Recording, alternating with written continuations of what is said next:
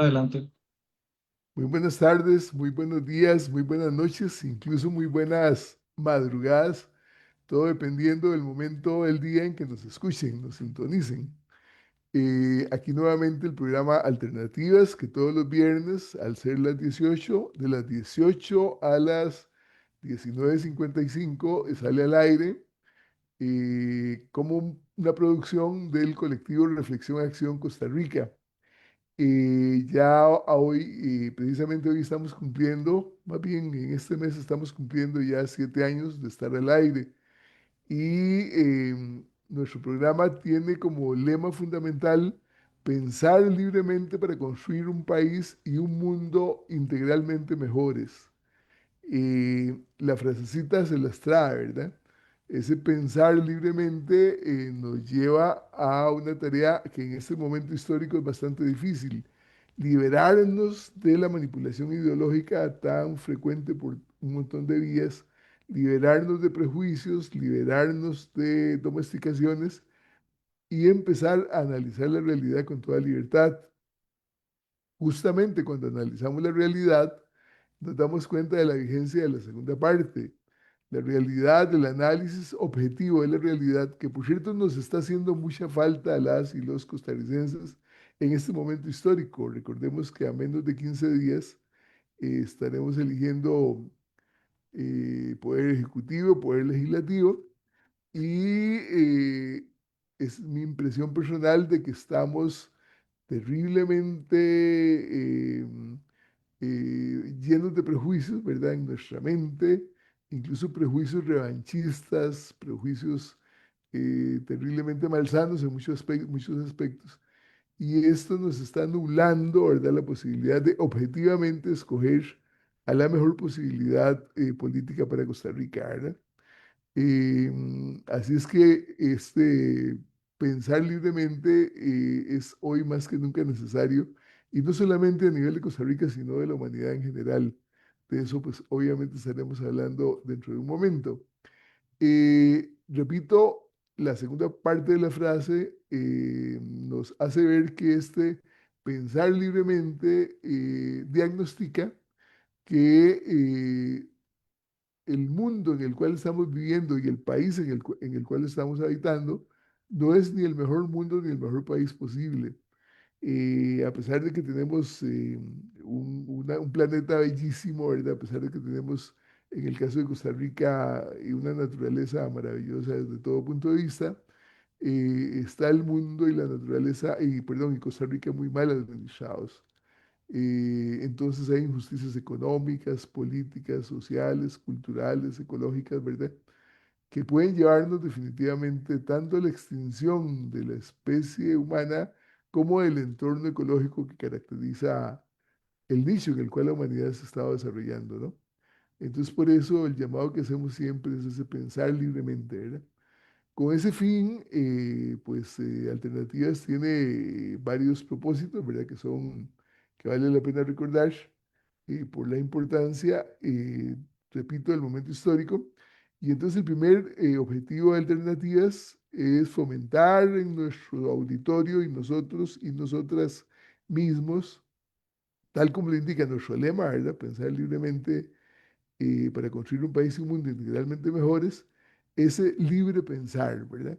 Es el fomentar entonces el libre pensar, liberarnos en cada programa. Lo que pretendemos es quitar de nuestra mente, ¿verdad? Todos los nublados que nos han ido metiendo, esa manipulación ideológica que hemos sido víctimas, ¿verdad? A través de los famosos aparatos ideológicos, ¿verdad? Medios de incomunicación, medios de manipulación, radio, televisión, etcétera, comerciales, la educación que no es tal en este momento, sino domesticación. Obviamente la manipulación religiosa, ¿verdad? Respetamos profundamente la libertad de cultos, ¿verdad? Pero lo que pues obviamente no nos calza es esa manipulación terrible que se hace con el feligrés muchas veces, ¿no? Obviamente también la manipulación a nivel y esto es tremendamente importante, a nivel de creencias y mitos politiqueros, ¿verdad? Entonces, liberarnos por ahí también, ¿no? Otro objetivo fundamental es entregarle a nuestra audiencia, ¿verdad? en cada emisión temas que son realmente importantes y trascendentes, ¿verdad? Precisamente para alimentar ese cerebro liberado, esa mente liberada que queremos fomentar con la primera parte, con el primer objetivo, ¿verdad? Entonces, entregar lo mejor, ¿verdad? Con las y los mejores panelistas, ¿verdad? Después, contribuir a la formación del poder popular. Para nosotros es muy importante, para Alternativas es muy importante el poder popular, ¿verdad? Que es fundamentalmente la sociedad liberada, ¿verdad? Para eso siempre sugerimos varios pasos, ¿verdad? Entonces, primero que todo, liberarnos, ¿verdad? Segundo, informarnos objetivamente, ¿verdad? Liberarnos, informarnos, unirnos, y esto es muy importante, organizarnos, ¿verdad? No solamente unirnos, sino organizarnos. Eh, Al informarnos adecuadamente y liberarnos, entendemos que solo juntas y juntos podemos cambiar este mundo, ¿no? Juntos todo es posible. Unidos somos más y más fuertes, como decía el lema del Sindeu, ¿recuerda, Jorge? Entonces, unidos somos más y más fuertes, el sindicato de la Universidad de Costa Rica. Bueno, entonces unirnos, no basta con unirnos, sino organizarnos, empoderarnos, ¿verdad? Porque recordemos que el pueblo trabajador es el motor de la historia y el motor del mundo realmente, ¿no? El pueblo trabajador que somos. eh, pues como ciudadanos responsables definitivamente y no vividores, ¿verdad? El pueblo trabajador es el motor de todo, el constructor de todo y el dueño de todo, por cierto, ¿no? Entonces empoderarnos, movilizarnos y convertidos en poder popular, establecer, por ejemplo, en Costa Rica la auténtica democracia. Demos pueblo, kratos, poder, ¿verdad? Y el último objetivo, que son cuatro objetivos, es, lo planteamos muy clarito, el de formar la unidad de nuestra América, fomentar la unidad de nuestra América, del Río Bravo a la Patagonia, ahora Caribe incluido, y la conformación de un mundo multipolar conducente a una gran, perdón, a una gran fraternal y auténtica cooperativa global, ¿verdad? Cooperativa global, ¿no? Eh, en el que los países y los pueblos no seamos contendientes, sino cooperadores mutuamente, ¿verdad? Para que la felicidad humana se haga posible después de tantos siglos de estarla buscando, ¿verdad? Y creemos a nivel de alternativas que este es el momento más propicio para lograr todos estos objetivos. Finalmente, alternativas está dividido en 5 grupitos. Entonces hay un grupito que se llama Filosofía, Artes y Letras, otro que se llama Internacionales, que es este en el que estamos ahora, otro que se llama Realidad Nacional, otro que se llama Alternativa Joven y Alternativa Ciencias. Y además tenemos dos grupitos auxiliares fundamentales, que son artes gráficas y locución, ¿verdad? Lo que llamamos un poco el control master, ¿verdad? También Alternativas tiene dos grupitos, un grupito que se llama Amistades de Alternativas y otro que se llama Diálogo Latinoamericano. Eh, por otro lado, y esto es importante, en estos 7 años que ya estamos cumpliendo, hemos logrado establecer comunicación con muchos, con los 4 puntos cardinales, como solemos decir, ¿verdad?, del planeta. Entonces recuerdo siempre con mucho cariño que los primeros 2 programas que hicimos internacionales fueron con Australia, compañeros y compañeras que tenemos ahí en Australia. En América del Sur por todo lado, menos Guyana, ¿verdad?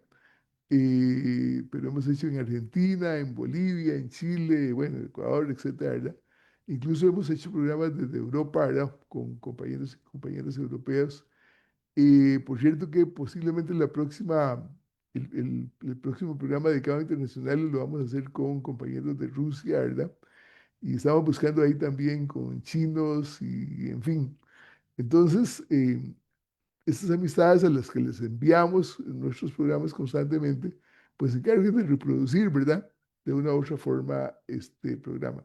Finalmente, estamos en las redes sociales, ¿verdad? En este momento estamos en el Facebook, estamos también en Spotify, estamos también en, bueno, enviamos los programitas también por Instagram, eh, por obviamente WhatsApp, ¿verdad? Los enviamos también. Y importante también que enviamos, bueno, Instagram, WhatsApp y el del avioncito, ¿cómo se llama el del avioncito? Que se me fue la onda. Ese es Telegram, ¿verdad? Eh, YouTube. sí, perdón, YouTube, más bien por el teléfono, este tipo de teléfono, ¿verdad?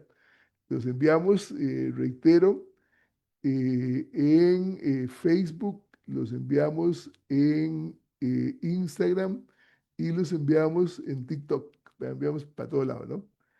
Y además, con esto ya terminamos, eh, reitero, estamos en las redes sociales y también tenemos algunas emisoras amigas, ¿verdad? Que nos transmiten a nivel nacional el programa entero, por ejemplo, la Juelita Radio, ¿verdad? Transmite el programa entero, o partecitas del programa, ¿verdad? Y bueno, también a nivel internacional hay algunas emisoras que reproducen también parte de los programas y tenemos muy buenas relaciones a nivel internacional. En esta tarde, el tema que tenemos a desarrollar, y esto es muy importante, es un poco el análisis geopolítico del momento histórico en el que estamos ubicados, ¿verdad? Eh, Fundamentalmente está formado como por tres momentos el programa de esta tarde. Está el momento de la geopolítica, ¿qué es eso de geopolítica? Está el momento del papel de América Latina en la geopolítica contemporánea y obviamente vamos a hacer énfasis en la situación de Venezuela, ¿verdad? Entonces vamos a hacer esos tres momentos. La dinámica va a ser el conversatorio, fundamentalmente, libre a hablar sobre el asunto, ¿verdad? Y tenemos entonces también un panel de lujo. Bueno, en el caso mío no, no merezco ese calificativo, pero los compañeros a los cuales en este momento les doy la palabra para que se presenten brevemente, ¿verdad? Tal vez unos 2 minutos, sí que merecen ese calificativo de excelencia, ¿no? Jorrito, Muy bien, buenas tardes acá desde Costa Rica. Bueno, Jorge Coronado Marroquín, agradecerles enlazando, perdón, al programa Alternativas, la invitación, ya son varias veces, y aprovecho para darle al programa una felicitación por su séptimo aniversario, ¿verdad? Que están cumpliendo este año. Así que espero que esta tarde-noche tengamos una conversa interesante y productiva. Muchas gracias. Buenas noches, buenas tardes, saludos cordiales a nuestros estimados oyentes, por supuesto al programa Alternativas por darnos esta oportunidad. Es un honor saludar a su producción y por supuesto a mi compañero de panel, el compañero Luis Ángel Salazar y a mi compañero Jorge Coronado. Hoy nos convoca un tema de estricta actualidad que debemos abordar con profunda preocupación y rigor analítico, como es titulado América Latina como actor principal del conflicto geopolítico. Nuestra intención hoy es que estas intervenciones sean de provecho para despejar dudas, permitiendo que ustedes, amigos oyentes, puedan guiarse.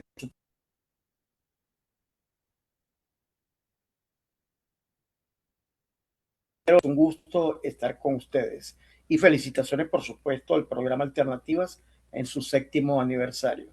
Adelante, compañero Luis. muchísimas gracias a ambos por los parabienes para Alternativas. Recordemos que Alternativas es de ustedes, ¿verdad? En el caso de Jorge, pues ya está integrado totalmente y esperamos que el compañero Medina también haga lo mismo, ¿verdad? Máxime que ya ha estado con nosotros hace varios añitos y bueno, ya es de la familia también, ¿no? Así es que muchísimas gracias a ambos. Y pues previamente habíamos acordado una dinámica en la que don Jorge es el coordinador. Así es que adelante, Jorge. Bueno, gracias. Como bien decía Luis Ángel, mejor conocido como Panga, este programa de hoy lo vamos a distribuir, va a ser un conversatorio más informal, va a tener un formato distinto a lo que tienen en general el programa.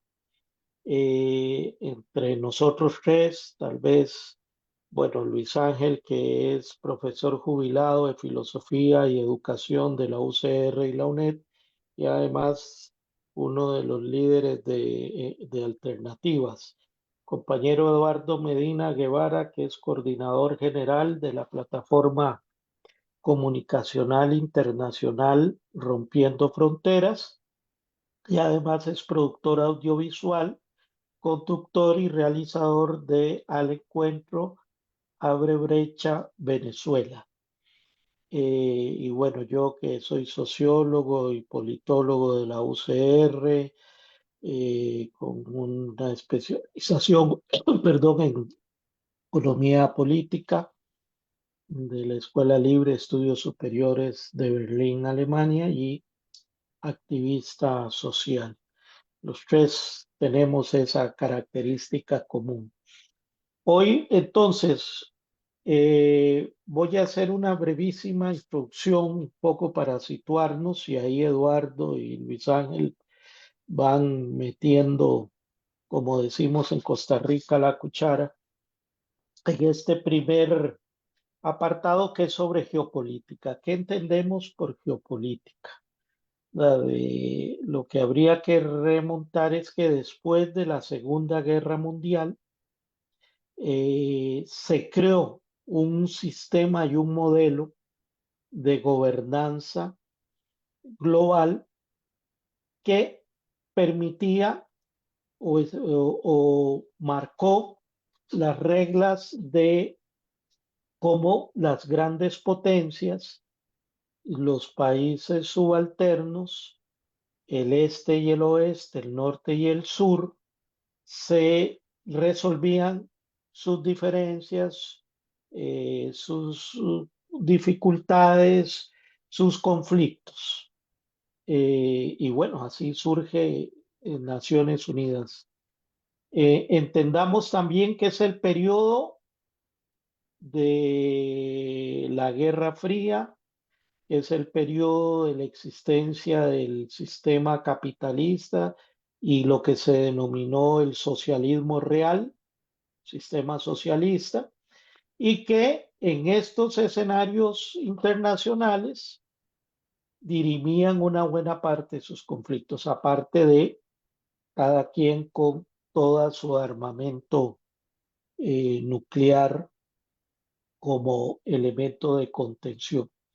Eso funcionó en general, no sin contradicciones. Esa geopolítica funcionó no sin contradicciones hasta, podríamos decir, 1989. ¿Qué pasa en 1989? Bueno, cae lo que se llamó durante muchos años o décadas el socialismo real, desaparece la Unión de Repúblicas Socialistas Soviéticas, la URSS, y a partir de ese momento se reconfigura el orden geopolítico global. El gran contrapoder al capitalismo, a Estados Unidos, a Europa, a Japón, eh, desaparece, como es el socialismo. Y se crea a partir de ese momento la lógica de una hegemonía global geopolítica unipolar.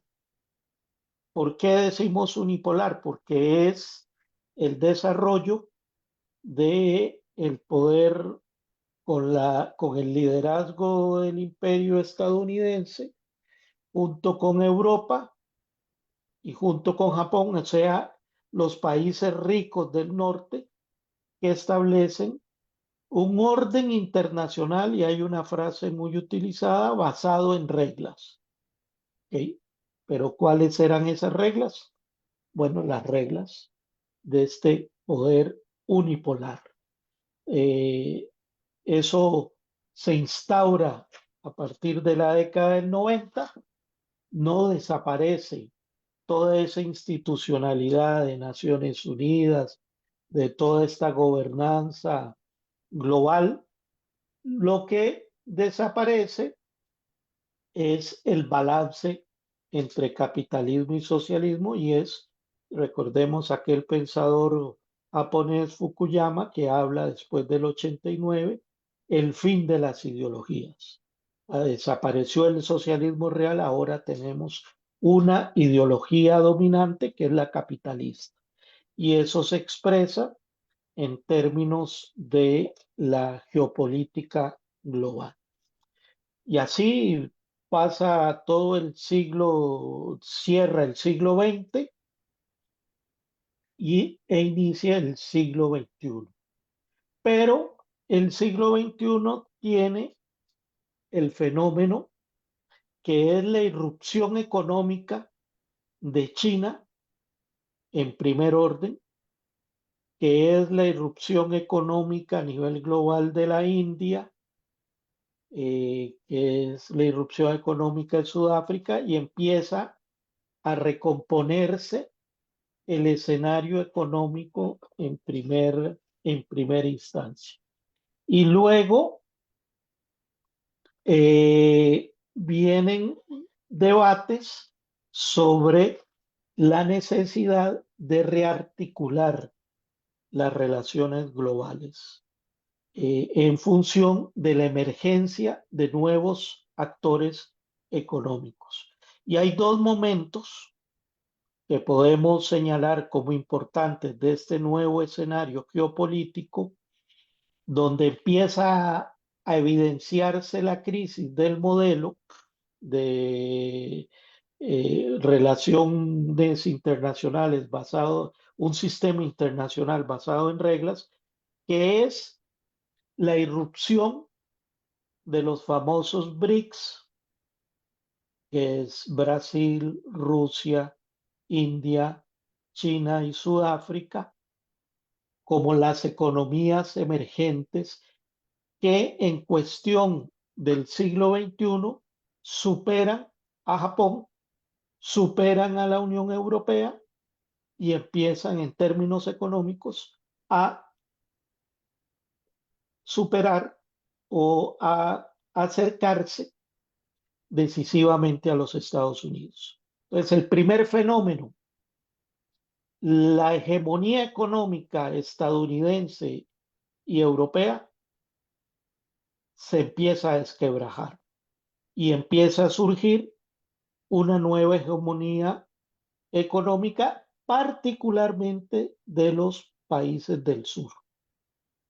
Los tres que he mencionado que conforman los BRICS son los países del sur. Recordemos que en el periodo anterior, antes de la caída de la URSS, el conflicto central era este-oeste, para evidenciar socialismo versus capitalismo. Pero al desaparecer la Unión Soviética, el conflicto central se traslada a norte-sur, países ricos versus países del sur global o en vías de desarrollo. Entonces ahí tenemos la primer nivel de ruptura, y estas economías empiezan a demandar un mayor protagonismo en el entramado de la gobernanza global y un mayor peso.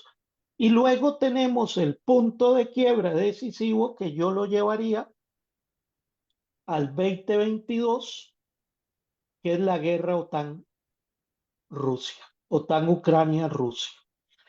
¿Qué demuestra la guerra OTAN-Ucrania-Rusia?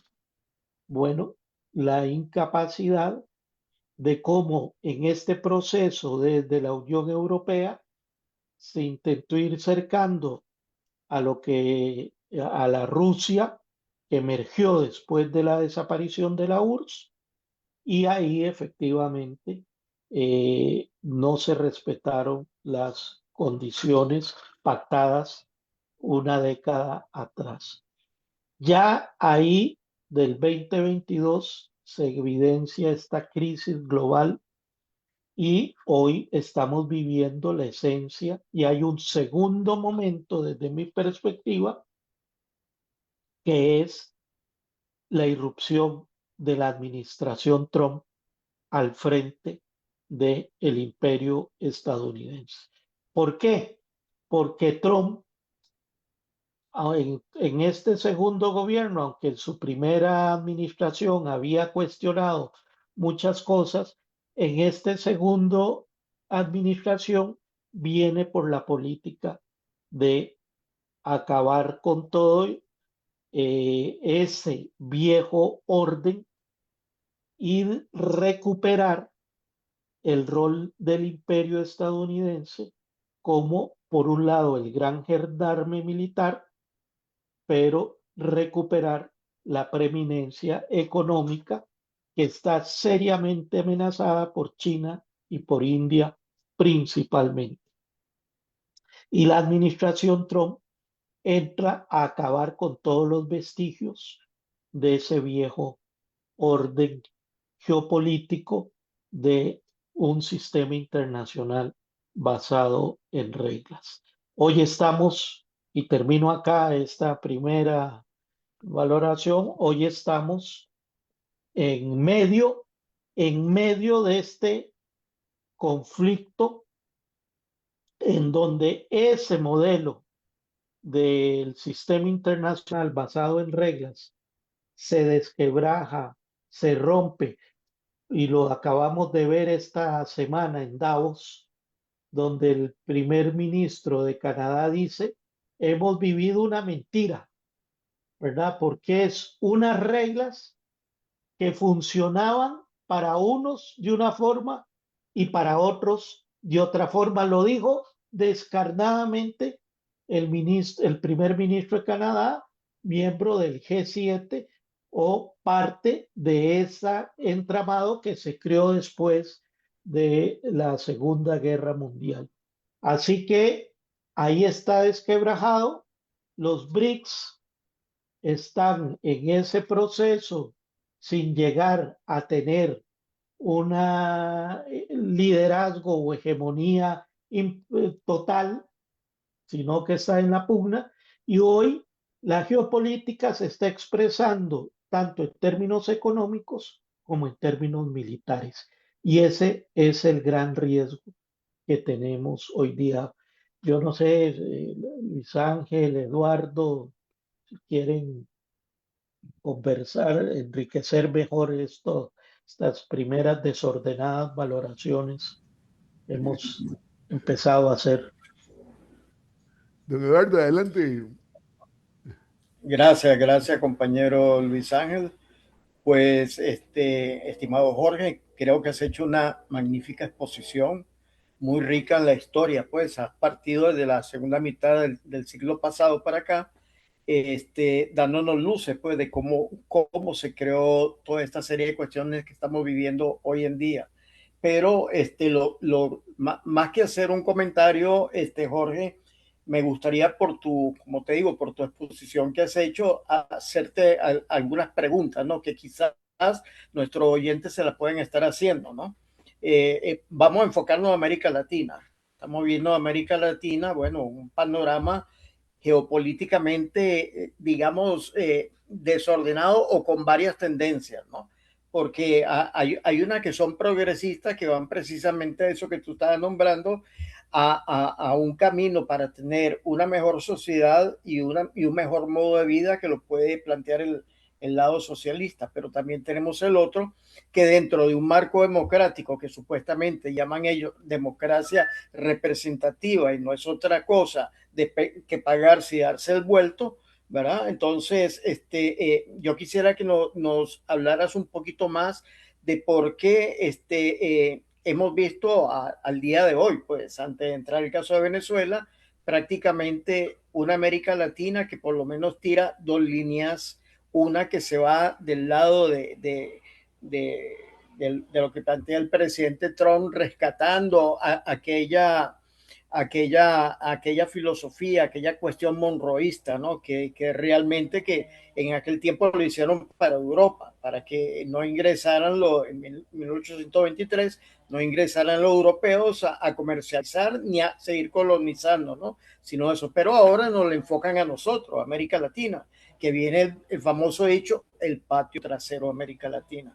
Entonces, Jorge, ¿cómo vislumbras tú esta situación de por qué esta división tan radical de un lado y del otro? Adelante, compañero.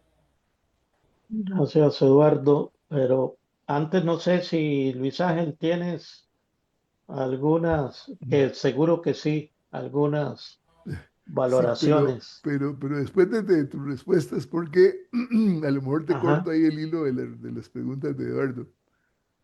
No, yo antes, tal vez, porque ahorita vamos a profundizar en América Latina, pero tal vez en el hilo de lo de Eduardo, este modelo geopolítico de un sistema internacional basado en reglas generó también las famosas zonas de influencia de imperios y subimperios, ¿verdad? Que se expresaron en todo el sistema colonial, ¿no? Nosotros lo vivimos como América Latina en el siglo XVIII y XIX, todo ese proceso, pero recordemos que África, por ejemplo, el colonialismo se terminó de derrumbar a mitad del siglo XX, ¿verdad?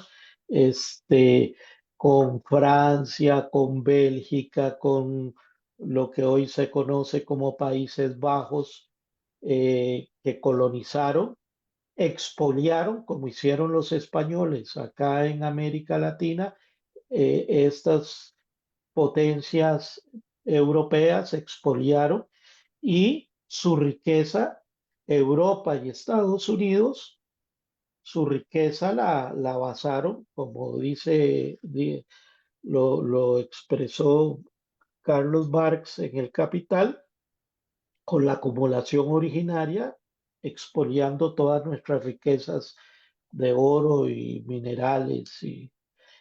Eh, ya hemos visto en este siglo XXI como en África hoy hay una explosión, tal vez nosotros desde América Latina no le ponemos atención, pero la explosión de la ruptura con el tutelaje, por ejemplo, en todo el Sahel frente a Francia, el tutelaje frente a militar, cultural, económico de los belgas, de los franceses, de los holandeses.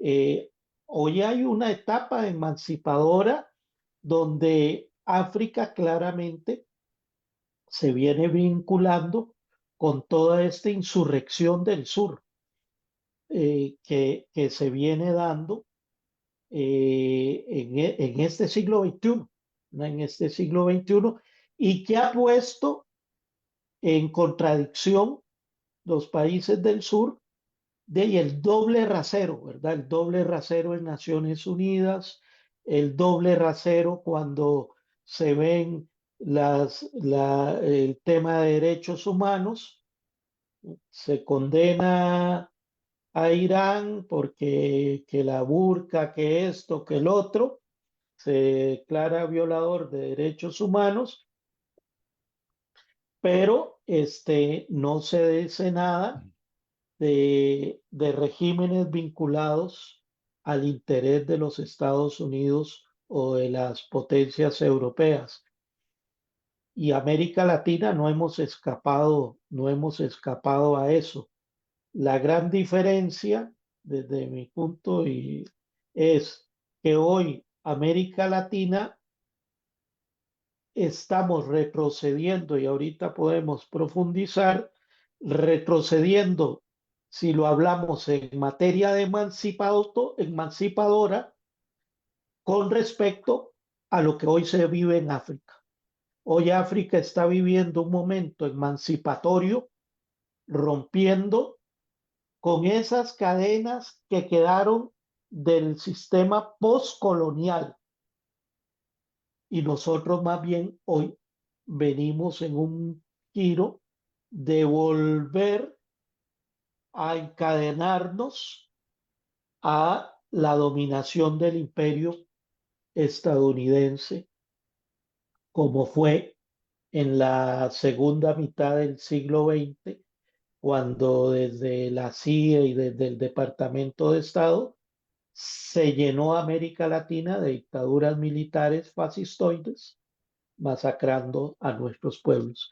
Es decir, que aquí vemos y lo vemos también en Asia, eh, donde todo este sur, que tal vez es lo interesante, hoy el mundo, más bien en perspectiva de modernidad, está en el sur, mientras que la vieja Europa, el viejo imperio estadounidense, nos están demostrando la inviabilidad humana, ambiental, del modelo de sociedades que han venido y nos quieren construir.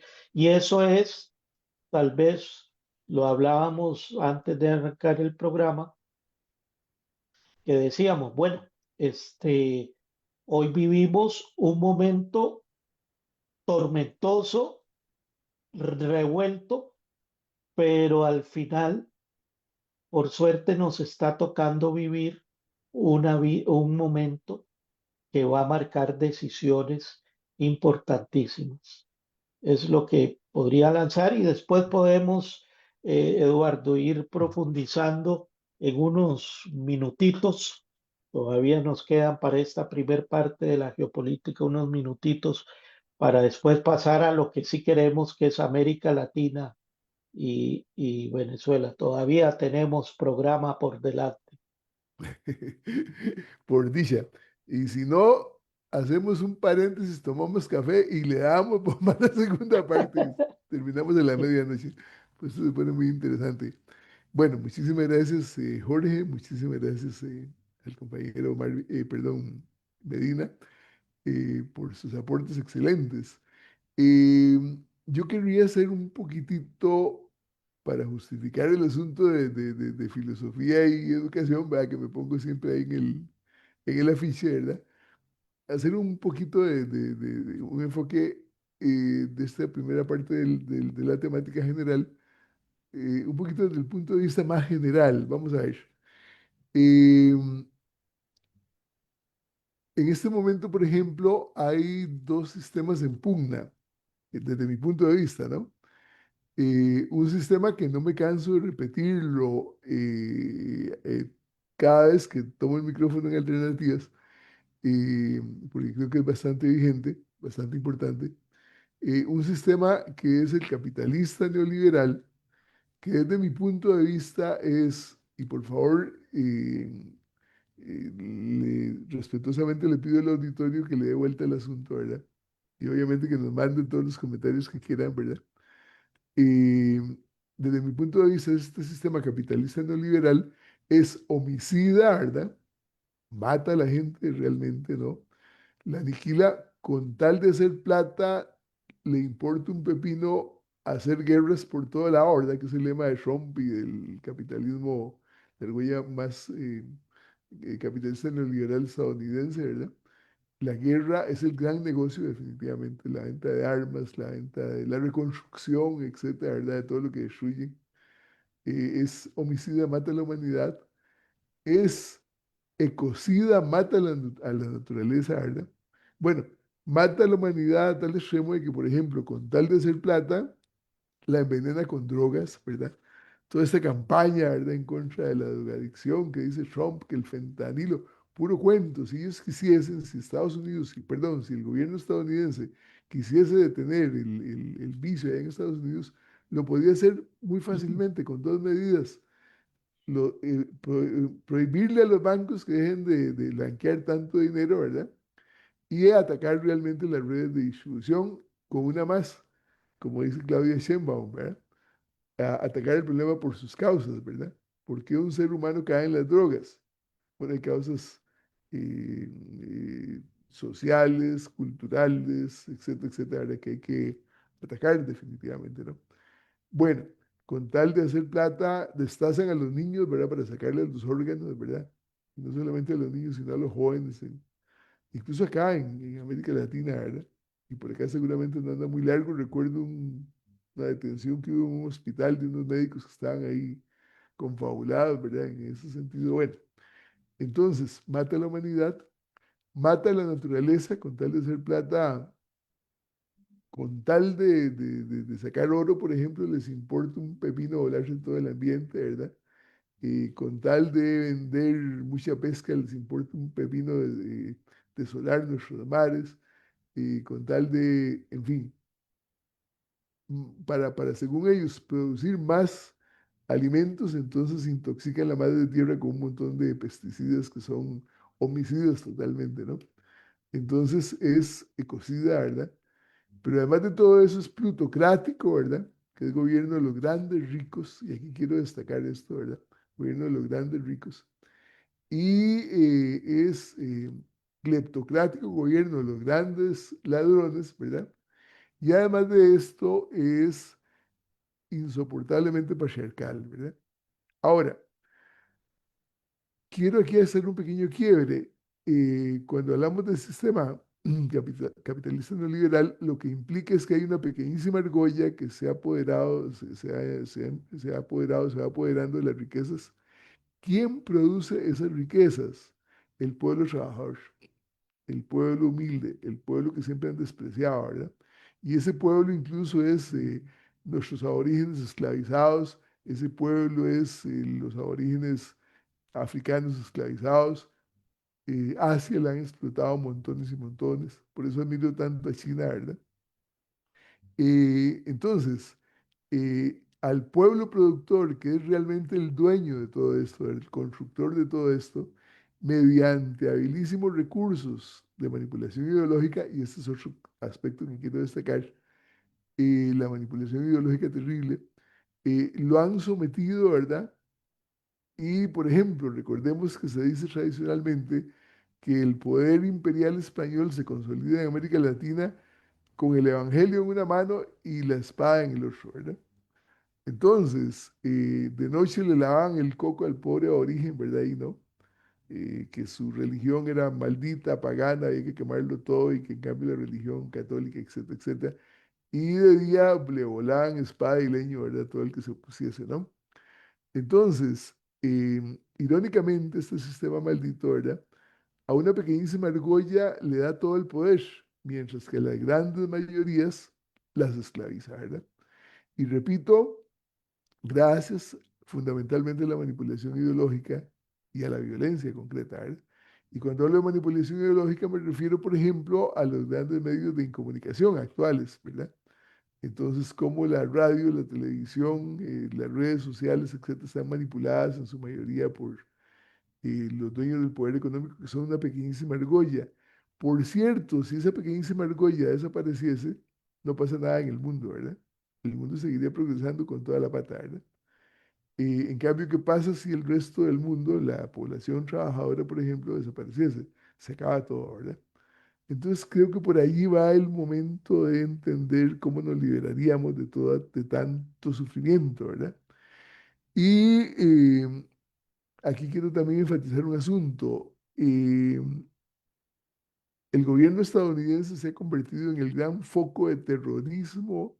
Ojo, me refiero al gobierno estadounidense, ¿verdad?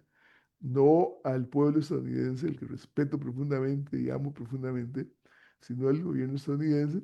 Se ha convertido en el foco del terror universal, ¿verdad? Es cínico que en algún momento se conviertan una vez al año, ¿verdad? En jueces que dictaminan qué países del mundo no cumplen con los derechos humanos. Qué cosa más terrible, ¿verdad? Siendo ellos los más grandes violadores de los derechos humanos. Ahora, recordemos, y con eso estoy terminando, que la tortilla se volcaría en el momento en que el pueblo despierte y se dé cuenta de que lo que hay que deshacerse de esas argollas terrible, ¿no? Esas argollas son las que han manejado la geopolítica. Incluso Ujú. desde que alguien decía que para entender la situación económica del mundo hay que irse a Adán y Eva, decía alguien por ahí, ¿verdad? Entonces, la magia que esta gente ha tenido para manejar todo el asunto es que han acumulado mucha riqueza. Con la riqueza han comprado un montón de secuaces muy bien seleccionados, ¿verdad? Y entonces, por ejemplo, con esto hago una última reflexión hacia atrás. Recuerdo que los faraones se hacían llamar hijos del cielo, hijos del cielo. Y entonces eran intocables, como hijos del cielo que eran, nadie los podía tocar. Eh, Eran totalmente sagrados, ¿verdad? Y al que osase rebelarse, pues sencillamente lo desaparecían, ¿no? Así está la situación, hecha las diferencias del caso, ¿verdad? Hoy día, ¿verdad? Entonces, tocar a un gran rico es jugarse la vida en muchos casos, definitivamente. Pero bueno, entendamos que la clave desde mi punto de vista para cambiar la dominación geopolítica en el mundo está en que nuestros pueblos despertemos, ¿verdad? Nuestros pueblos entendamos el papel que realmente jugamos, que somos los dueños de este mundo, y dejemos de soportar este dominio, nos rebelemos contra ese dominio y le demos vuelta a la tortilla, ¿verdad? Tomemos el poder. ¿Cómo lo tomamos? Mediante el poder popular organizado. Y en Estados Unidos, el papel que está jugando Estados Unidos geopolíticamente hablando, como bien lo han señalado, se está cayendo a nivel internacional porque cada vez hay más desconfianza en ese gobierno loco de Trump, por ejemplo, ¿verdad? Y a nivel interno también. Recordemos que Estados Unidos en este momento está huyendo, ¿verdad? El pueblo estadounidense está despertando a pasos agigantados. Incluso Trump tiene miedo de perder las elecciones de medio periodo, ¿verdad? Y creo que muy pronto va a haber una revolución social en Estados Unidos, ¿verdad? O ya se está dando la revolución social allá. Pero bueno, quería agregar esos elementos a la discusión en general. En fin, que el poder de tomar eh, el mando en el mundo, hoy lo tienen los pueblos, ¿verdad? Y como bien han señalado ustedes, en África se está dando esa situación, en Asia también, en América Latina, ¿de para qué? Y una observación respecto a algo que estaba diciendo Jorge. Desde mi punto de vista, el retroceso de la lucha popular en América Latina es culpa de las izquierdas latinoamericanas. Veamos lo que ha pasado en Argentina, por ejemplo, ¿verdad? Entonces, los últimos gobiernos previos a Milei y a Macri, ¿verdad? Los últimos gobiernos del peronismo fueron un desastre para el pueblo argentino, ¿no? ¿Qué pasa en Chile? Bueno, llegó Boris, ¿verdad? Como la gran esperanza y ha sido una decepción total, ¿verdad? Más bien ha defendido a los grandes ricos chilenos. ¿Qué pasa bueno, el Perú es un caso muy especial que Jorge nos puede contar el detalle, pero en Bolivia, ¿verdad? Cuando el movimiento hacia el socialismo tenía todo el poder, ¿verdad? En sus manos, a Evo a Lucho, ¿verdad? Arce les da por dividirse, ¿verdad? Y empezar a hacer la guerra, dividen el MAS y ahora están como están, ¿verdad? En Ecuador, la Revolución Ciudadana ha ganado todas las elecciones, le han hecho fraude terrible, ¿verdad? Bueno, en Colombia, por eso ahí está Petro y hay posibilidades de que ¿cómo se llama el candidato del grupo petrista, ¿verdad? El compañero Cepeda, ¿verdad? Iván Cepeda, pues, pues puede llegar a ser presidente, esto si los Estados Unidos no le hacen alguna jugada rara, ¿verdad? Y en Brasil, pues ahí está Lula, ¿verdad? Después de todo lo que sufrió, ¿no? Y en Venezuela, pues eso lo dejamos para el final. En fin, la derecha avanza en la medida en que la izquierda ha retrocedido, ¿verdad? Pero bueno, ahí me quedo. Perdón. Gracias, Ángel. Eduardo, Sí, querías entrar sí, en ya materia. para ir cerrando esta primera parte, Ujú. quiero agregar lo siguiente. Fíjense lo siguiente, es muy importante tomar en cuenta esto. Creo que este sistema perverso nos ha abordado como muy de adentro. ¿Por qué? Porque es muy subliminal. Hay muchas cosas que incluso desde la alimentación, como decía Luis, hasta los mismos medios de comunicación nos tienen contaminados, pero algo más. Nosotros como personas hemos perdido los principios y valores. Y de allí se han querido bombardear, se han querido meter para destruir toda una sociedad, ¿no? Eso es una cuestión que tenemos que tomar muy en cuenta. Primero, vernos nosotros. Recuerdo que el presidente Chávez tenía, que para mí es una máxima muy interesante, que él decía que todos los días tenemos que hacer revisión, rectificación y reimpulso. Creo que eso es muy importante para nosotros darnos cuenta dónde estamos parados. Y el cambio tiene que empezar por nosotros. No, para llegar a un conglomerado grande de un pueblo que sea votante o que se reúne ideológicamente en un marco, un partido político, lo que sea, el cambio tiene que estar primero en nosotros. Si no estamos en nosotros, estamos perdidos. Entonces, lo que ha dicho el compañero Luis, lo que ha dicho el compañero Jorge, que nos dio pues un interesante panorama pues de toda esta serie de cuestiones, creo que el meollo del asunto llega es a la destrucción del ser humano como persona decente, como persona que constituye una familia, como un miembro pues para formar una sociedad como debe ser, ¿no?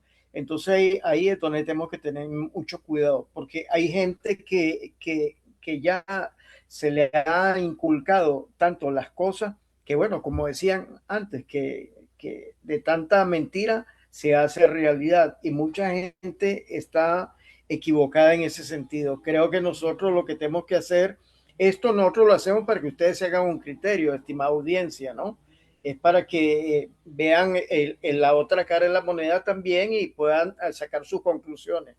Pero en fin, estamos en un peligro tremendo para nuestras nuevas generaciones y la misma existencia de la humanidad.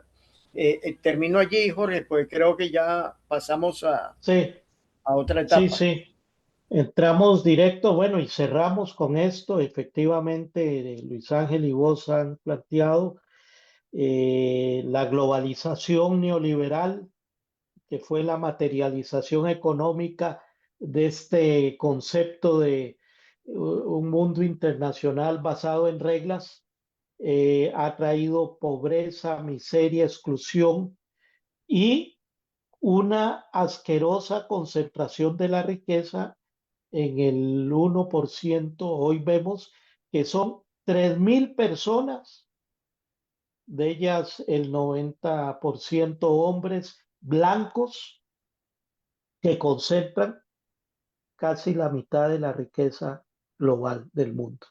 Y 8.000 y resto de millones, o 9.000 y resto de millones, nos repartimos el otro 50% de la riqueza.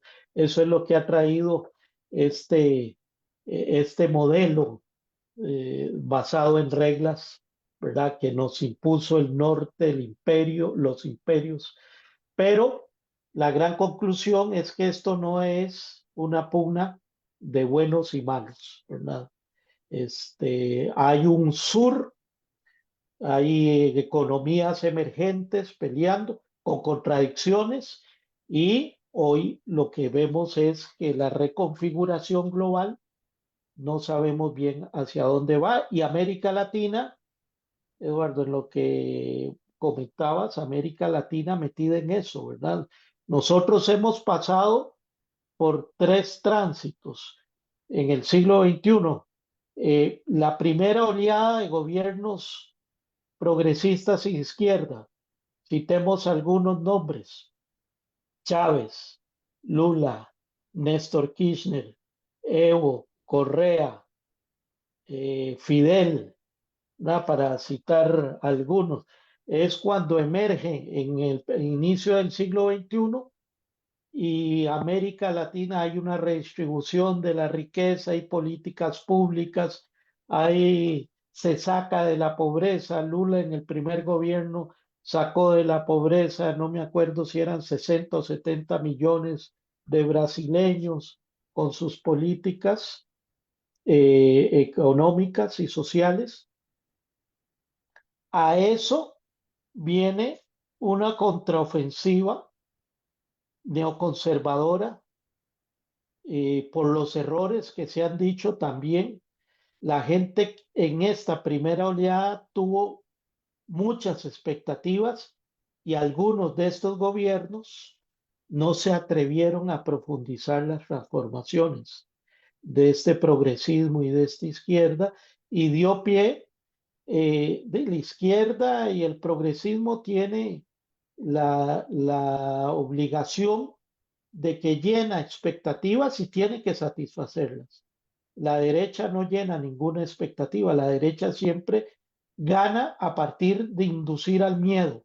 Hoy lo estamos viendo en Costa Rica, ¿verdad? En este proceso electoral. Y no cumplir esas expectativas dio paso en la segunda década de este siglo XXI a eh, una contraofensiva neoconservadora. Entonces ahí se fue definiendo América Latina en disputa entre las fuerzas progresistas y de izquierda contra la derecha. Pero la irrupción de Trump, que vuelve a colocar la doctrina Monroe, ¿verdad? El concepto de América Latina, patio trasero del imperio, o América Latina es para América para los americanos, ¿verdad? Que eso es decir, América Latina para Estados Unidos, nos pone, y es lo que vivimos a lo largo del 2025 del año pasado, ya no lo que yo defino, no como América Latina en disputa, sino un giro político de América Latina hacia la derecha, pero no ante cualquier derecha. Derechas trompistas, protofascistas, es lo que estamos en este momento viviendo. Lo vimos y Trump saca su doctrina Monroe, la doctrina Monroe 2.0, la empieza a manifestar en las elecciones de medio periodo en Argentina, donde le da 20.000 millones de dólares a Milei para que estabilice momentáneamente la economía. 2 semanas antes de las elecciones logran estabilizar y Milei logra detener su caída, recomponer y mejorar su peso en el Senado y en el Congreso argentino. Luego viene Trump con las elecciones en Honduras,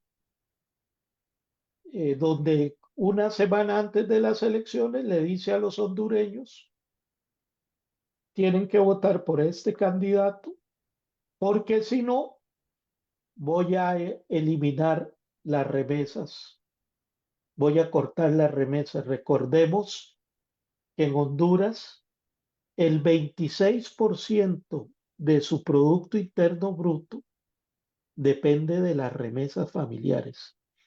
Ellos reciben por inversión extranjera directa anualmente cerca de 1.900 millones de dólares. Por remesas familiares reciben 14.000 millones de dólares anualmente. O sea, es una economía, la hondureña, manejada por los pobres. O no manejada, perdón, es detentada por los pobres espaldamojadas que viven en Estados Unidos. Y bueno, en esas familias que dependen de los $100 al mes que envía su familiar de Estados Unidos, este llamado a Trump hizo que el candidato que él dijo ganara la elección. Entonces veamos, empezó con Milei con 20.000 millones, les dijo a los hondureños o votan por este o les cierro el grifo, y terminó con la masacre del 3 de enero en Venezuela con el secuestro del presidente Nicolás Maduro y la compañera Cilia Flores. ahí vamos viendo cómo increciendo va expresándose la doctrina Monroe nuevamente sacada por Estados Unidos. Empieza en términos económicos, sigue en términos políticos y llega hasta el nivel de usar el poder militar. Para que no nos confundamos, ¿no? Hoy lo que tenemos, y lamentablemente son estas derechas trumpistas, que no es que son aliadas a Trump, es que son trumpistas ideológicamente. Por eso las definía yo como protofascistas, ¿no? Bueno, acá lo estamos viendo. Quieren institucionalizar la violencia como práctica política.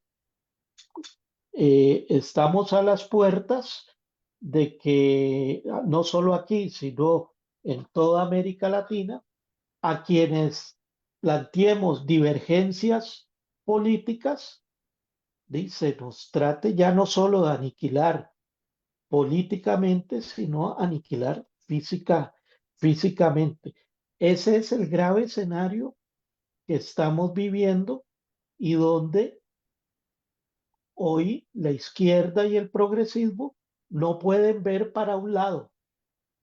A mí me preocupa mucho, y termino con esta idea, a mí me preocupa mucho que en este proceso electoral en Costa Rica nadie está hablando de política internacional.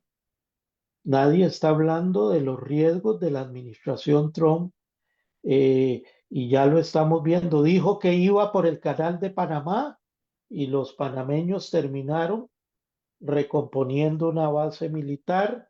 Empezó con el cerco militar naval en Venezuela y terminó bombardeando Venezuela.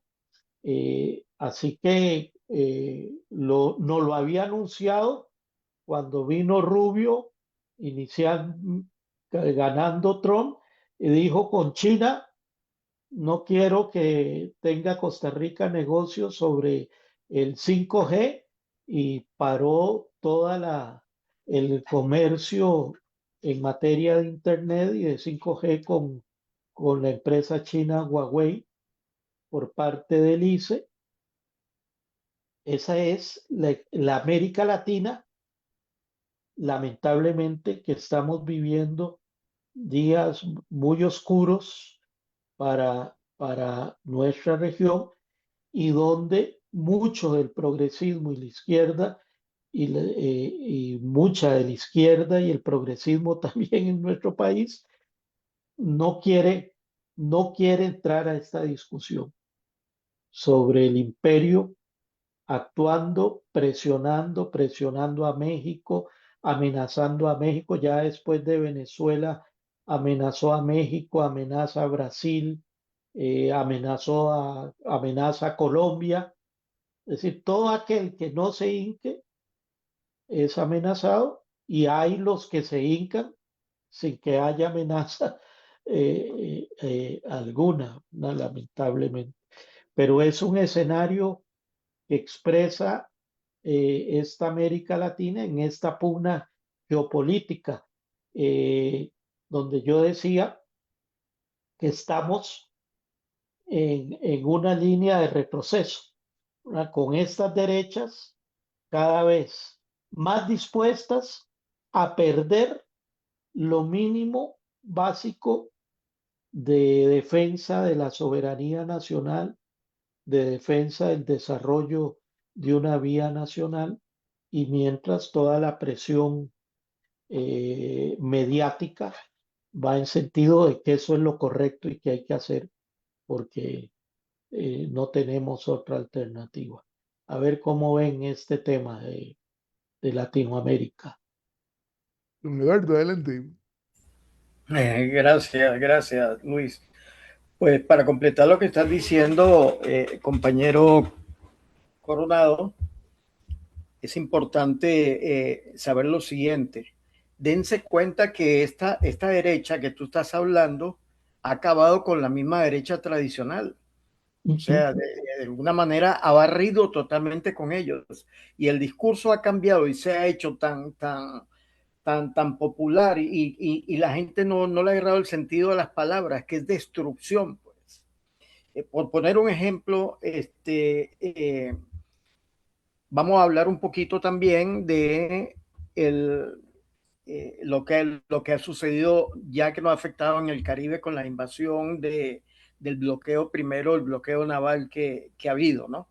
Que mucha gente no le ha tomado interés a eso porque ha dicho, no, eso con Venezuela, eso no tiene nada que ver con nosotros.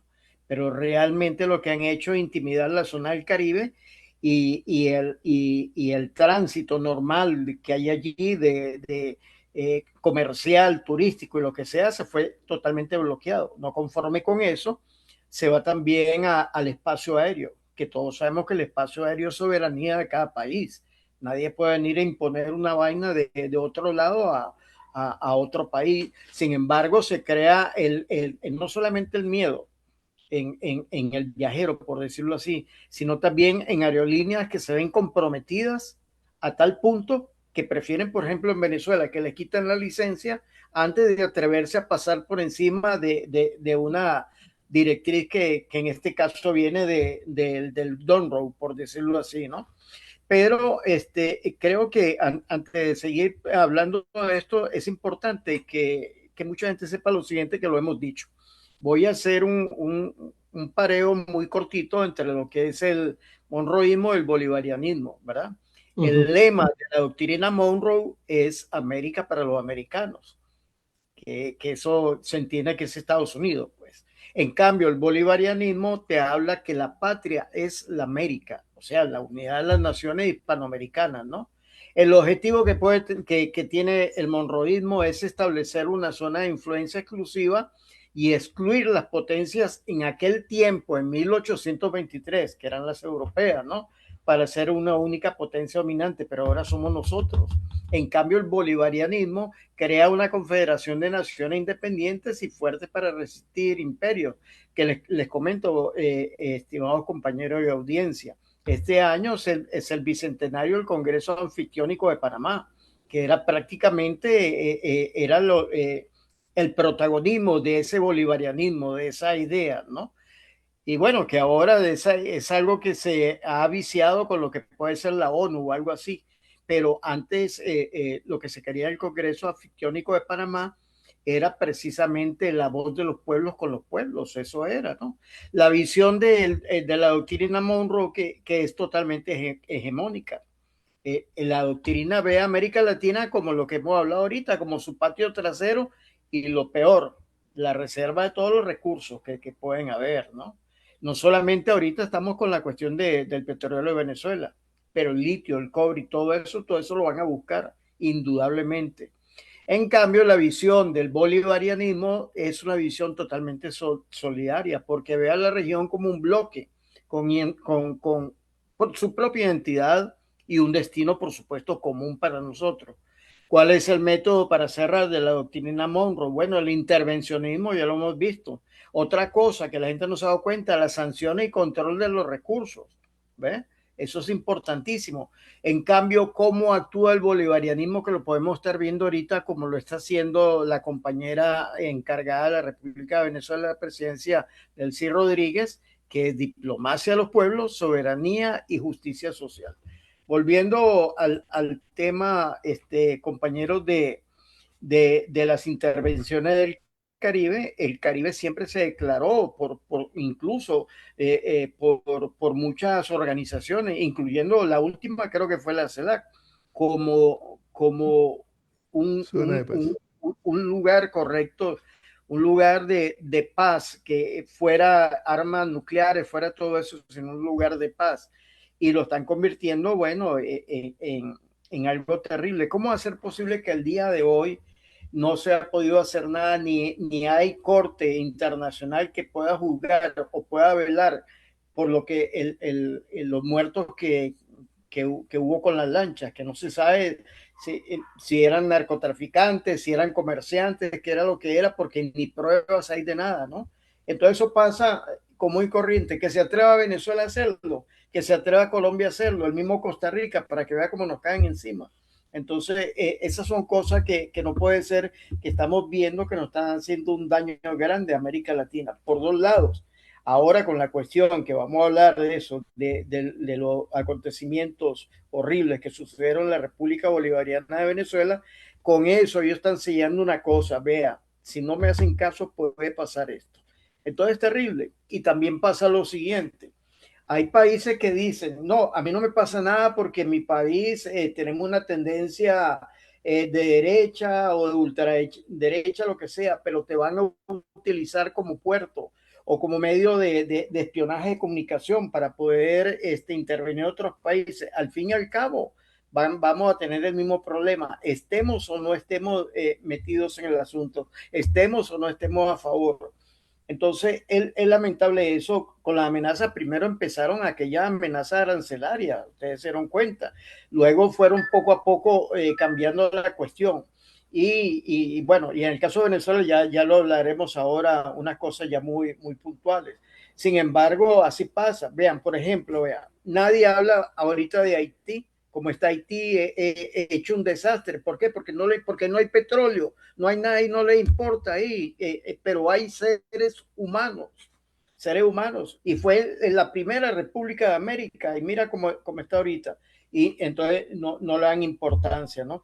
La zona centroamericana tenemos que cuidarla mucho porque es ahorita una zona vulnerable, ahorita lo que es Centroamérica.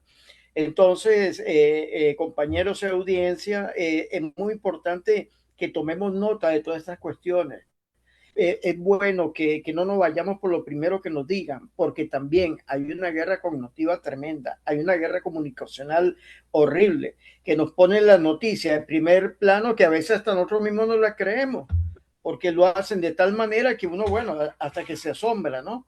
Entonces, no nos podemos dejar dominar por eso, porque nos quieren dominar desde la psiquis, también la parte biológica de alimentación, y por supuesto, eso es lo que va a dar como consecuencia de que caigamos en una gran confusión.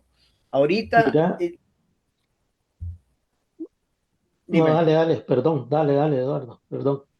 Ahorita lo que ellos quieren, que fue lo que estaba diciendo tú, Jorge, que lo último, lo más preciado que puede haber en una nación es su soberanía. Y a ellos ni siquiera les importa vender eso y hacer lo que sea, ¿no? Uno busca la soberanía por una independencia intelectual, una independencia de idiosincrasia, de cultura, de forma de cada país, ¿no? Y no puede ser destrozado así. Así que tenemos que tener mucho cuidado con todo. En lo más mínimo que nosotros veamos, hay subliminidad para hacer un destrozo dentro del ser humano para que se cambie de bando, que diga, bueno, yo no puedo con esto, ya el monstruo me cayó encima, me está aplastando, me va a aplastar. No puede ser. La unidad es muy necesaria, pero sí el conocimiento. Mientras más luces tengamos, es mejor para cada uno de nosotros y en nuestros países. Adelante, compañero. No, mira, iba a decir una cosa, perdón Luis, No te antes, preocupes, adelante, adelante. sí, eh, es que no hemos hablado en este extremismo trompista, no hemos hablado, por ejemplo, a los niveles de barbarie del genocidio en Gaza, ejemplo, que expresa el extremismo trompista, ¿verdad? O lo que pretende hoy al invitar a 80 de sus amigos a crear ese consejo de paz de los grandes ricos para sustituir literalmente a Naciones Unidas. Puede que Naciones Unidas tenga muchos problemas, pero ahí estamos los 189 países que conformamos. Y él reúne a 80 de sus amigotes y dice, ese es el Consejo de Paz, que empiece por Palestina sin respetar los derechos del pueblo palestino y sin eh, tener claro el rol de las Naciones Unidas. Hay dos noticias interesantes a pesar de todo esto, que tanto China como Rusia han dicho que no se van a unir a ese, porque les hizo invitación a Xi Jinping y a Putin para que se unieran. Y ambos dijeron, no nos unimos a ese Consejo de Paz a menos, primero, hasta que se aclare cuál es su mandato y no sea sustituta de Naciones Unidas. Y segundo, hasta que no se garanticen plenamente los derechos del pueblo palestino de conformidad con las resoluciones de la ONU. Y mientras, ahí tenemos a Milei, tenemos al presidente de Paraguay, que han aceptado y que estuvieron en Davos, y Noboa de Ecuador haciendo rabietas porque a él no lo invitó, estando allá en Davos. Pero esa es la derecha trompista que tenemos hoy en América Latina. Después del 3 de febrero, la CELAC, la Comunidad de Estados Latinoamericanos y Caribeños, como principal espacio de integración, no pudo sacar una resolución condenando la invasión a Venezuela y el bombardeo y el secuestro del presidente, porque toda esta derecha trompista sacó una resolución más bien de respaldar la acción del imperio estadounidense. Eso hace prever que la CELAC va a entrar en un proceso, en un periodo. Ahora la nueva presidencia es en abril, la asume Uruguay, y bueno, yo no sé qué va a pasar este, con una mayoría de gobiernos de derecha trompista que no les interesa ni la integración regional, que no les interesa la defensa de la soberanía y que no les interesa contradecir la política de Trump. Así que para la región se anuncian momentos o se evidencian momentos muy difíciles, y ahí vemos lo que ha pasado en Venezuela, que yo creo que ya deberíamos ir entrando en materia. Así que Luis, dale. Sí, una pequeñísima acotación allí. Em, que como es evidente, con lo que dije al principio, me faltó una segunda parte que a propósito la dejé para este momento. El sistema capitalista neoliberal, repito, es homicida, ecocida, plutocrático, cleptocrático, tremendamente patriarcal. Eso no es viable para la humanidad y queda demostrado con todo lo que hemos estado hablando en este momento, ¿verdad? La masacre horrorosa de Gaza, ¿verdad? Eso no es compatible con la humanidad. El bombardeo a la soberana Venezuela tampoco, ¿verdad? Las situaciones, la invasión a la soberanía iraní, etcétera, etcétera, ¿verdad? Debe ser sustituido este sistema, ¿verdad? Económico-político maldito, capitalista neoliberal, por un sistema humanitarista, ecologista y demócrata participativo, que por cierto hacia eso vamos los pueblos, porque quiero concluirle esta pequeña reflexión con lo siguiente. Eh, como el capitalismo no es compatible con la humanidad, los pueblos instintivamente casi, ¿verdad? Por instinto de conservación, se van rebelando definitivamente contra el sistema capitalista neoliberal. Es decir, como decía Eduardo en algún momento, me están aplastando, ¿verdad? Y entonces aquí o reacciono o me aplastan totalmente, ¿verdad? Entonces, por ejemplo, el caso de Argentina. Cuando uno revisa muy rápidamente lo que está pasando en Argentina, es un pueblo totalmente golpeado, ¿verdad? Económicamente, socialmente, culturalmente. Milei destruye al CONICET argentino, ¿verdad?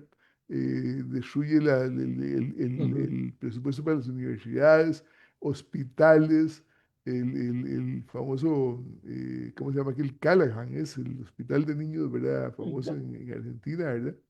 Etcétera, destruye todo. Y entonces el pueblo va reaccionando poco a poco, poco a poco. Hay una izquierda que me convence un montón en Argentina, que es la izquierda del PT, ¿verdad? Donde está Miriam Bregman, donde está Nicolás del Caño, etcétera, ¿verdad? Que es una izquierda y va tomando fuerza poco a poco, ¿verdad? Siempre le digo a los argentinos que si quieren una Argentina realmente nueva, tienen que liberarse del peronismo, cosa que es muy difícil, ¿verdad? Y de la derecha ultra, ¿verdad? De Macri y Milei, etcétera, ¿verdad? Y yo creo que eso se va a llegar realmente. Y en el resto de América Latina serán los pueblos entonces los que vayan, porque hay una cosa y con esto cierro. ¿Por qué Estados Unidos no invadió Venezuela radicalmente, ¿verdad? Porque hay un pueblo tremendamente organizado. ¿Por qué no ha invadido Cuba? Porque hay un pueblo tremendamente organizado. Y a Trump no le conviene ningún Vietnam en América Latina, ¿verdad? Jamás. Y el pueblo estadounidense, con esto ahora sí concluyo, se va revelando poco a poco, hasta que van a echar afuera instintivamente a Trump y toda su pandilla, ¿verdad? Amén. No, sí, sí, sí, Adelante, sí. Jorge. Y a ver, yo creo que ya para entrar en en el tema de la República Bolivariana de Venezuela y los hechos oprobiosos realizados el 3 de enero por el imperialismo, eh, de ahí hay que borrar las falsas narrativas para empezar, ¿no?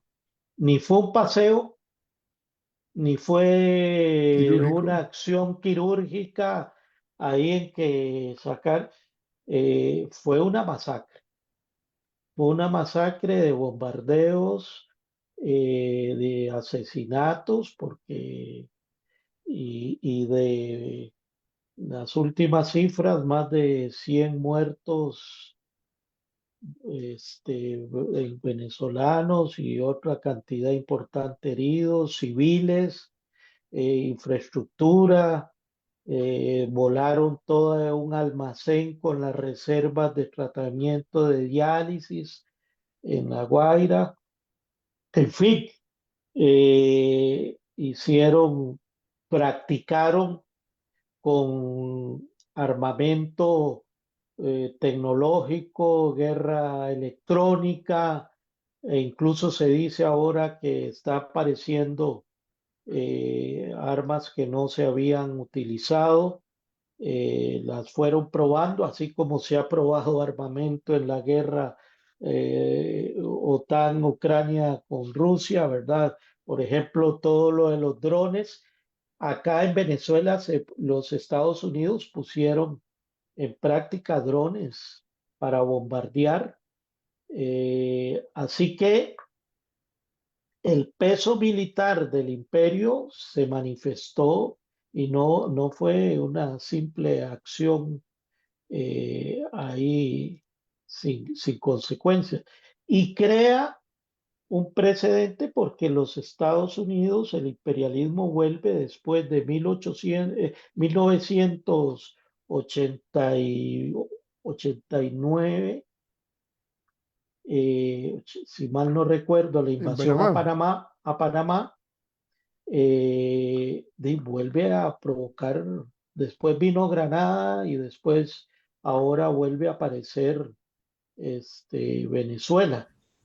Y lo interesante, porque la gente dice, bueno, ¿y por qué no salieron los miles y millones de opositores a celebrar? Sí, porque hay un pueblo cohesionado con su vanguardia. Yo creo que es la demostración, lamentablemente, a un costo altísimo para el proceso, altísimo digo, por lo que representa el bombardeo y el secuestro, pero una demostración de la fuerza del trabajo político de 20 años de revolución, donde un pueblo cohesionado con su vanguardia revolucionaria, más allá de los errores y limitaciones y que se viven fruto de las sanciones y del bloqueo, de ahí está. Ese pueblo ese.